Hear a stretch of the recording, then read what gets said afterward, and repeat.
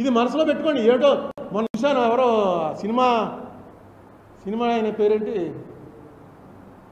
ఒక ఆయన అలా మొత్తం ఇండియా ఆంధ్రప్రదేశ్లో ఉన్న అన్ని పోలీస్ స్టేషన్లో కేసులు పెట్టేసి పోసాని ఆంధ్రప్రదేశ్లో ఉన్న అన్ని చోట్ల పెట్టేసి అక్కడి నుంచి ఇక్కడికి ఏంటి రాదని చేసిందంటే మీడియా ముందుకు వచ్చి తిట్టాడు. తిట్టేందుకు వేరే సెక్షన్లు ఉంటాయి. ఏ సెక్షన్ పెట్టారు తెలుసా? 111. ఒక్కసారి 111 అన్నది మీరు చూసినట్టయితే కొత్తగా వచ్చింది ఆ సెక్షన్, ఇంతకుముందు లేదు. ఈయన మోడీ గారు వచ్చిన తర్వాత పేరు కూడా మార్చేశారు. ఇప్పుడు భారతీయ న్యాయ సంహిత అనేది పెట్టారు, బిఎన్ఎస్ పెట్టి దాంట్లో ఒక సెక్షన్. నేను మొన్న చూశాను, ఈ 111 సెక్షన్ ఎక్కడరా అని. దాని ప్రకారం ఎవరి మీద పెట్టచ్చు అంటే ఈ సెక్షన్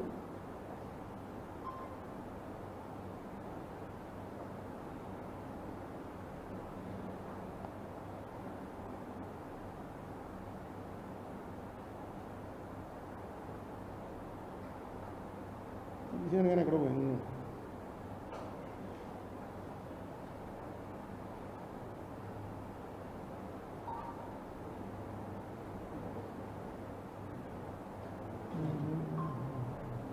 చెప్తారండి, వస్తుంది. దీనికి ఇది లేదు కదా, వైఫై లేదు, పెట్టాను, వస్తుంది. 111 సెక్షన్ పెట్టేశారు. పెట్టేసి మొత్తం తిప్పారు.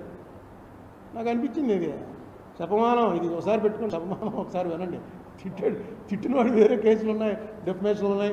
ఇంత భయంకరంగా చేయక్కలేదు. అలాగే ఆంజనేయులు గారి ఉంది. ఆంజనేయులు వచ్చాడా?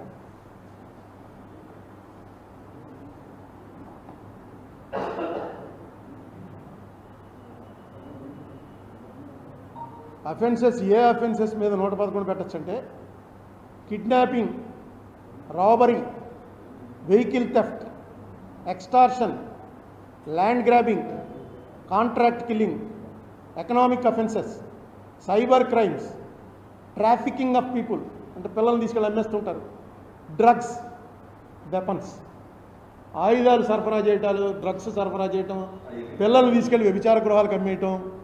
ఇప్పుడు ఈయన చేసిన ఎవరో డైరెక్టర్ చేసింది ఏంటంటే కిడ్నాపింగ్ చేశాడు, రాబరీయో, వెహికల్ థెఫ్ట్, వీటిలో ఏదో ఒకటి చేస్తుంటే ఈ సెక్షన్ దానికోసం తయారు చేసి కొత్తగా వచ్చింది. ఇది వెంటనే దీంట్లో వాడేశారు. ఇదిగో తర్వాత ఇంకోటి, ఇదిగో నేను తీసింది ఇది, గ్రూప్ ఆఫ్ పీపుల్ యాక్టింగ్. ఇందులో మళ్ళీ గ్రూప్ ఆఫ్ పీపుల్ అన్నారు పెట్టి, దేశద్రోహం కూడా.